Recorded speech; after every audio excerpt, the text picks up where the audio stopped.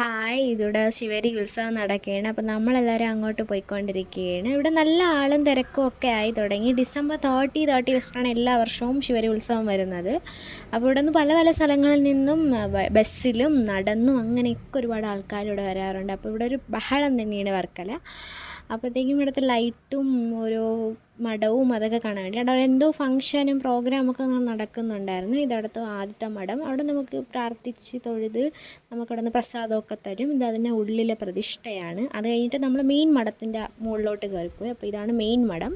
നമുക്ക് മുകളിലത്തെ ടോപ്പ് റോഡിൽ നിന്ന് നമ്മൾ കാണുന്നതെന്ന് പറഞ്ഞാൽ ഇതിൻ്റെ മുകൾ വശത്ത് ഇതാണ് നമ്മൾ മുകളിൽ നിന്നേ കാണാൻ പറ്റുന്നത്. അപ്പോൾ അവിടെ ശ്രീനാരായണ ഗുരുവിനെയാണ് അവിടെ പൂജിക്കുന്നത്. അത് കഴിഞ്ഞ് നമ്മൾ ജ്യൂസൊക്കെ കുടിച്ച് നമ്മൾ ഈ പെറ്റ് ഷോയും ഇങ്ങനെയൊക്കെ ഒരുപാട് കണ്ട് സ്നാക്സൊക്കെ മേടിക്കാം. ഒരുപാട് സാധനങ്ങളുണ്ട്. നമ്മളങ്ങനെ ഒരു 3 ഐസ്ക്രീം മേടിച്ച് അവിടെ നടന്ന് ചുറ്റി കണ്ട് കഴിഞ്ഞ് ഒരു 9 മണി 9:30 ഒക്കെ ആയപ്പോഴത്തേക്കും നമ്മളത് തിരിച്ച് മുകളിലത്തെ റോഡിൽ കൂടെ നടന്നു പോയി.